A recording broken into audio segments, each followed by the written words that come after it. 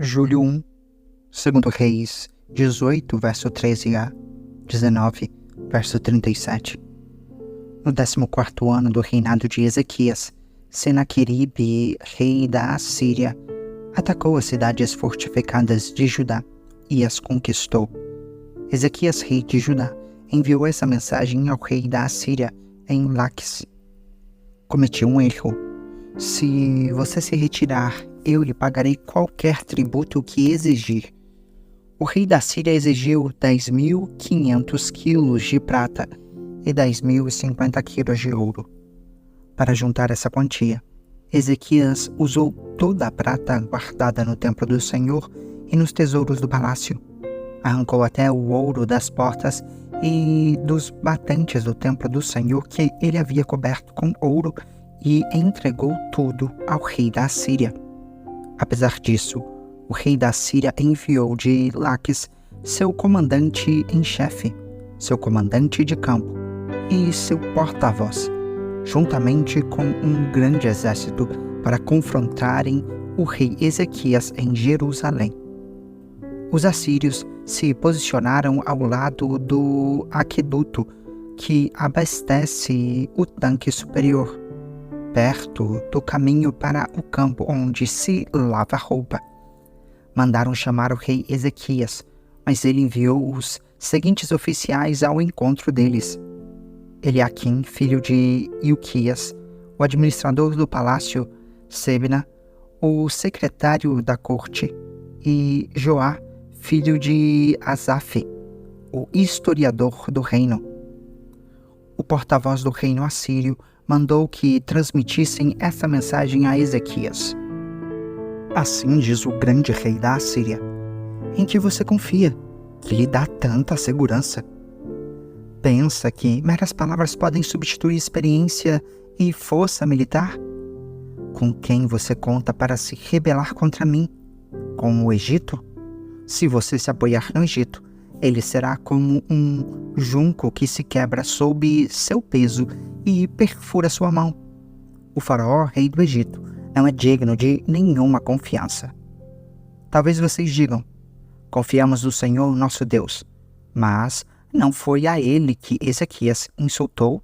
Ezequias não destruiu os santuários e altares dele e obrigou todos em Judá e Jerusalém a adorarem somente no altar em Jerusalém. Vou lhes dizer uma coisa: façam um acordo com meu senhor, o rei da Assíria. Eu lhes darei 2.000 cavalos se forem capazes de encontrar homens em número suficiente para montá-los. Com seu exército minúsculo, como podem pensar em desafiar até o contingente mais fraco do exército de meu senhor, mesmo com a ajuda dos carros de guerra e dos cavaleiros do Egito? Além disso, imaginam que invadimos sua terra sem a direção do Senhor? Foi o próprio Senhor que nos disse: ataquem essa terra e destruam-na. Então, filho de Ilquias, Sebna e Joá disseram ao porta-voz: por favor, fale conosco em aramaico, pois entendemos bem essa língua. Não fale em hebraico, pois o povo sobre o muro o ouvirá. O porta-voz, no entanto, respondeu: vocês pensam que meu senhor enviou essa mensagem apenas para vocês e para seu senhor? Ele quer que todo o povo a ouça, pois quando cercamos essa cidade, eles sofrerão junto com vocês. Ficarão tão famintos e sedentos que comerão as próprias fezes e beberão a própria urina.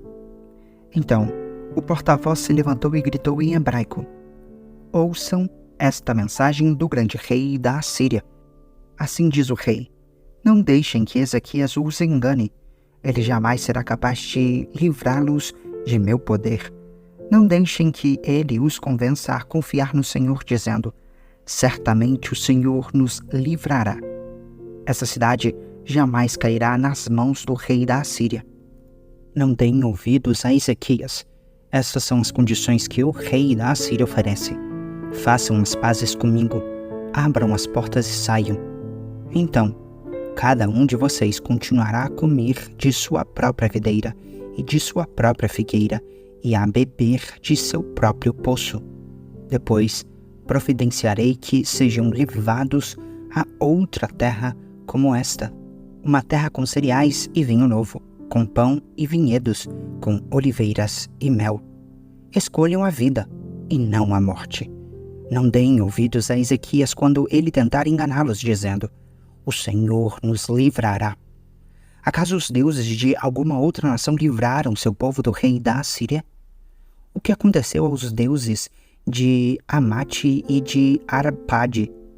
E quanto aos deuses de Sefarvaim, de Ená e de Iva? Acaso algum deus livrou Samaria de meu poder? Qual dos deuses de qualquer nação foi capaz de livrar seu povo de meu poder? O que os faz pensar que o Senhor pode livrar Jerusalém de minhas mãos? Mas o povo permaneceu em silêncio e não disse uma palavra sequer, pois Ezequias havia ordenado: não lhe respondam. Então, Eliaquim, filho de Ilquias, administrador do palácio, Sebna, secretário da corte, e Joá, filho de Asaf, historiador do reino, voltaram a Ezequias, rasgaram suas roupas e foram contar ao rei o que o porta-voz tinha dito. Quando o rei Ezequias ouviu esse relato, rasgou as roupas, vestiu-se com panos de saco e entrou no templo do Senhor. Enviou Eliaquim, o administrador do palácio, Sebna, o secretário da corte e os principais sacerdotes, todos vestidos com panos de saco, ao profeta Isaías, filho de Amós. Eles lhes disseram: assim diz o rei Ezequias: hoje é um dia de angústia, insulto e humilhação. É como quando a criança está prestes a nascer, mas a mãe não tem forças para dar à luz. Contudo, talvez o Senhor, seu Deus, tenha ouvido o porta-voz que o rei da Assíria enviou para desafiar o Deus vivo e o castigue por suas palavras. Por favor, ore por nós que restamos. Depois que os oficiais do rei Ezequias transmitiram a mensagem ao profeta Isaías, ele respondeu: digam ao rei que assim diz o Senhor: não se assuste com os insultos que os mensageiros do rei da Assíria lançaram contra mim. Ouça, eu mesmo agirei contra o rei da Assíria, e ele receberá notícias que o farão voltar para sua terra. Ali eu providenciarei que ele seja morto à espada. Enquanto isso, o porta-voz partiu de Jerusalém e foi consultar o rei da Assíria, pois tinha sido informado de que o rei havia deixado Laques e estava atacando Libna. Logo depois, o rei Nebaqueribe recebeu a notícia de que Tiraca, rei da Etiópia, havia saído com seu exército para lutar contra ele. Então, enviou seus homens de volta a Ezequias em Jerusalém com a seguinte mensagem: esta é uma mensagem para Ezequias, rei de Judá. Não deixe que seu Deus, em quem você confia, o engane com as promessas de que Jerusalém não será conquistada pelo rei da Assíria. Você sabe muito bem o que os reis da Assíria fizeram por onde passaram. Destruíram completamente todos que atravessaram seu caminho. Quem é você para escapar? Acaso os deuses de outras nações como Gozã, Arã, Rezefe e o povo de Éden, que estava em Telassar, as livraram? Meus antecessores destruíram todos eles. O que aconteceu ao rei Amate e ao rei de Arpade? O que aconteceu aos reis de Sefarvaim, de Ena e de Iva?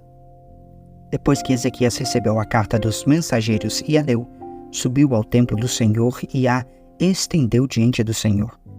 Então Ezequias fez esta oração na presença do Senhor: ó Senhor, o Deus de Israel, que estás entronizado entre os querubins, só tu és Deus de todos os reinos da terra. Sim, tu criaste os céus e a terra. Inclina teus ouvidos, ó Senhor, e ouve. Abre teus olhos, ó Senhor, e vê. Ouve as palavras com as quais Senaqueribe desafia o Deus vivo. É verdade, Senhor, que os reis da Assíria destruíram todas essas nações. Lançaram os deuses dessas nações no fogo e os queimaram. É claro que os assírios conseguiram destruí-los. Não eram deuses de verdade, mas apenas ídolos de madeira e pedra moldados por mãos humanas.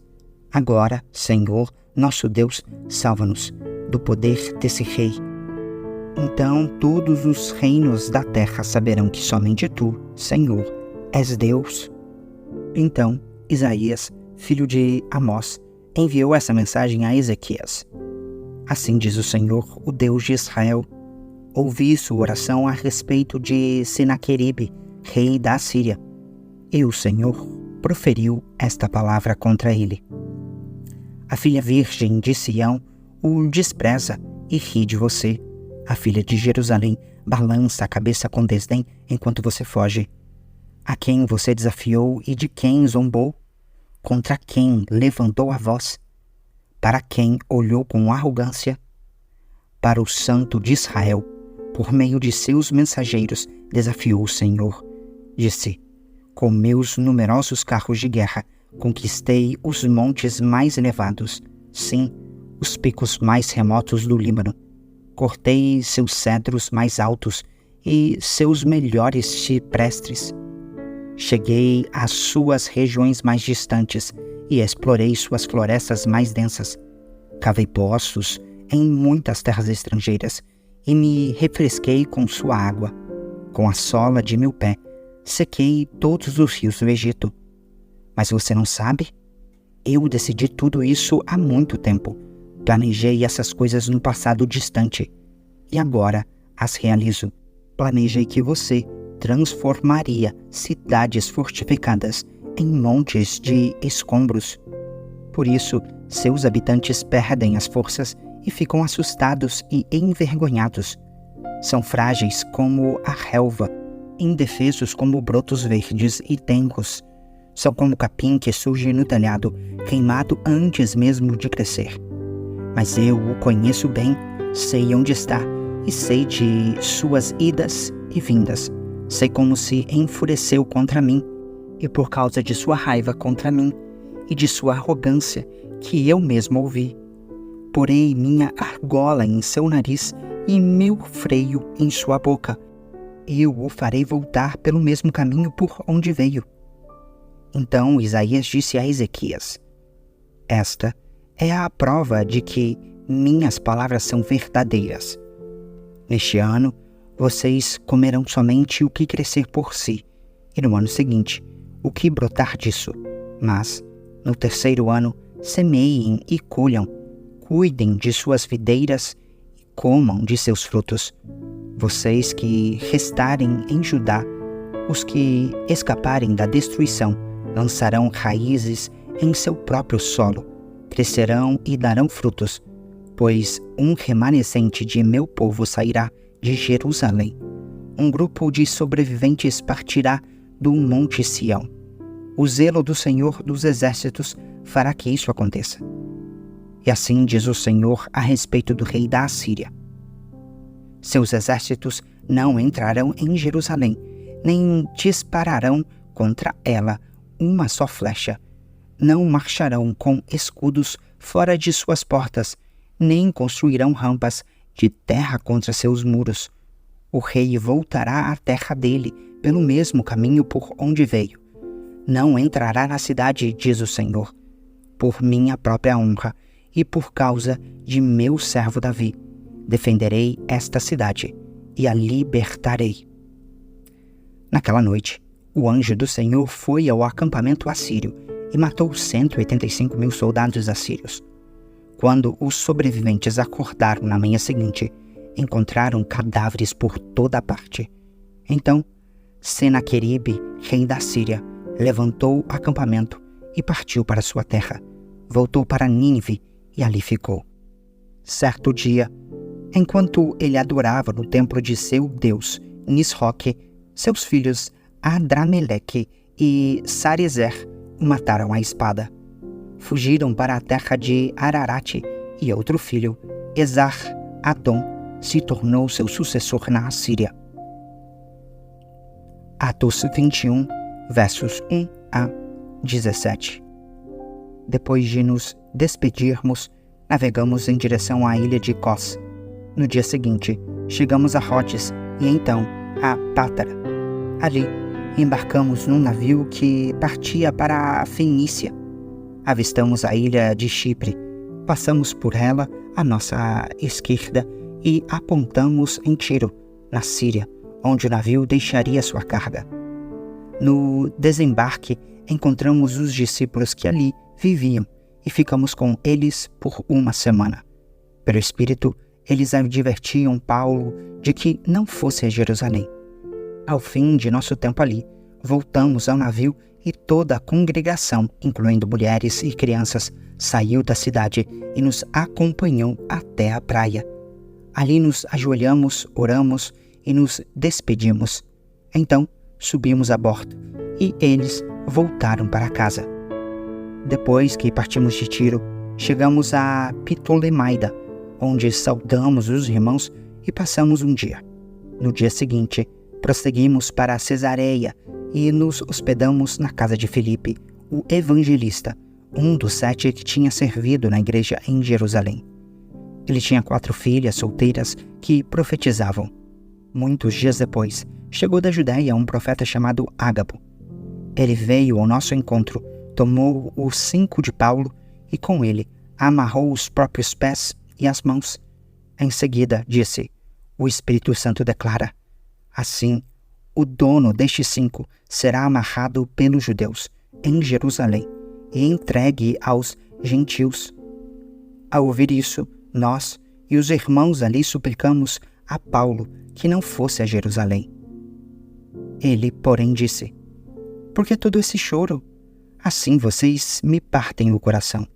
Estou pronto não apenas para ser preso em Jerusalém, mas para morrer pelo Senhor Jesus." Quando ficou evidente que não conseguiríamos fazê-lo mudar de ideia, desistimos e dissemos: "Que seja feita a vontade do Senhor." Depois disso, arrumamos nossas coisas e partimos para Jerusalém. Alguns discípulos de Cesareia nos acompanharam e nos levaram à casa de Minason, nascido em Chipre, e um dos primeiros discípulos. Quando chegamos a Jerusalém, os irmãos nos deram calorosas boas-vindas. Salmo 149, versos 1 a 9. Louvado seja o Senhor, cantem ao Senhor um cântico novo, cantem louvores a Ele na congregação dos fiéis. Ó Israel, alegre-se em seu Criador. Ó povo de Sião, exulte em seu Rei. Louvem o nome dele com danças, acompanhadas de tamborins e harpas, pois o Senhor tem prazer em seu povo. Ele coroa os humildes com vitória. Alegrem-se os fiéis, porque ele os honra. Cantem de alegria em suas camas. Louvores a Deus estejam em seus lábios e uma espada afiada em suas mãos, para se vingarem das nações e castigarem os povos, para prenderem seus reis com algemas e seus líderes com correntes de ferro, para executarem a sentença escrita contra eles. Esse é o glorioso privilégio de seus fiéis. Louvado seja o Senhor. Provérbios 18, verso 8. Calúnias são petiscos saborosos que descem até o íntimo de quem ouve.